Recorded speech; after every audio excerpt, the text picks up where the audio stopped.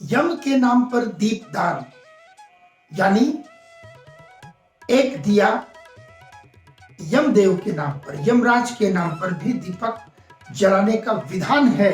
ये सनातन धर्म की विशालता और हमारी महानता को दर्शाता है कि प्राण हरने वाले यमदेव, उनको भी हम प्रणाम करते हैं, वंदन करते हैं, उनसे प्रार्थना करते हैं।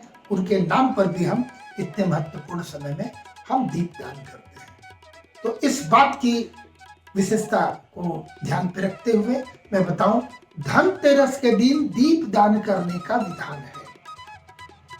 अब इस पर मुख्य चीज पर ध्यान रखने की बात है, वो दीपक घर पे कौन जलाए, कब जलाएं, कैसे जलाएं, कहाँ रखें, इन बातों को ख्याल रखने की आवश्यकता है। सबसे पहले बताऊं, लोगों के बीच में संशय पाया गया है कि कभी कुछ लोग धन त्रयोदशी यानी जो कार्तिक मास कृष्ण पक्ष की त्रयोदशी तिथि को, या कभी लोग नरक चतुर्दशी के लिए संशय है कि किस दिन जलनी चाहिए।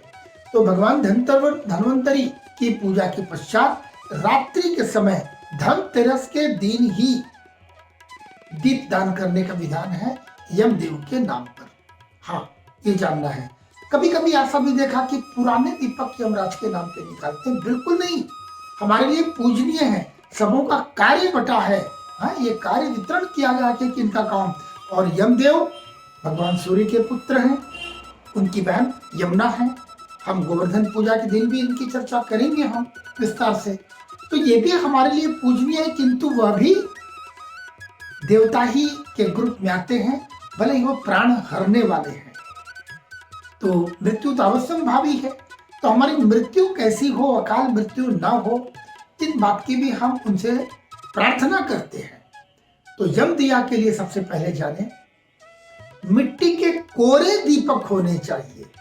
कोरे यानी दीपक या जो भी मिट्टी के कुछ बर्तन वगैरह जब बनते हैं तो सभी लोगों को ज्ञात है कि बनाने के बाद इसे सुखाकर फिर पकाया जाता है अग्नि में। पक जाने के बाद इसका फिर महत्व अलग है, इसीलिए कोरा, पका हुआ नहीं होना चाहिए, कच्चे वो कोरे दिए रहने चाहिए। किंतु शहरों में इसकी उपलब्धता थोड़ी कम है, हो सकता है सबों के लिए सुलभ ना हो कोरे दीपक, तो उसकी जगह में इसका मैं आपको विकल्प बता देता हूं जो बहुत साधारण है और बहुत ही सुलभ है। घर में आटा गूंद कर, गेहूं के आटे को गूंद कर एक दीपक बना ले, और वो दीपक निर्माण जब करेंगे तो चार मुखी, चारों तरफ उनके मुख होने चाहिए दिया के। और तब स्पष्ट है कि चार मुंह वाली दिया, यानी चार बत्ती लगेंगी, दो बत्ती दोनों की ओर छोर से लेते हुए चारों दिशाओं में दीपक प्रज्वलित की जाएगी। ऐसी ध्यान पे रखते हुए, इसी बात को ध्यान पे रखते हुए आप अपने दीपक का निर्माण करेंगे गेहूं के कच्चे आटे को गूंद कर।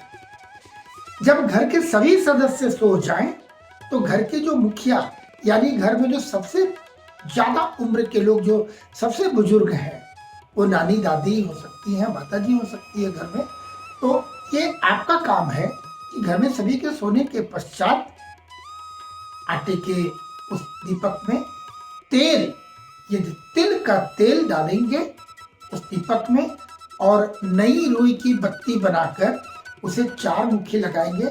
जब दो लगाएंगे आर पार तो वो चार दिशा में चार बन जाएंगे। घर के बिल्कुल बाहर, आपके मुख्य परिसर के मुख्य द्वार के भी बाहर, घर से बाहर जाकर लगभग आप बीच में सामने आपका फेस, जो आपका मुख है वो दक्षिणाभिमुख होगा। दक्षिण मुख करके सबसे पहले वहां जल से प्रोक्षण कर ले, उस स्थान को जल से प्रोक्षण करके अनाज की ढेरी रखें, उसके ऊपर में दीप को प्रतिष्ठित करेंगे, दिया को, और पहले पूजन कर ले मानस भाव से, जो भी हो थोड़ा जल देकर, धूप दीप चावल इत्यादि से दीपक की पूजा करके प्रज्वलित करेंगे दीपक दक्षिण मुख होकर, और यमदेव से प्रार्थना करेंगे कि यमदेव आप प्रसन्न हो और किसी प्रकार की अकाल मृत्यु का भय किसी को ना हो, या भय दूर करें, और मृत्यु तो अवश्य भावी है, मोक्ष प्राप्ति का मार्ग प्रशस्त करें। इस प्रार्थना के साथ में यमदेव को प्रणाम करते हुए दीपक प्रज्वलित करेंगे।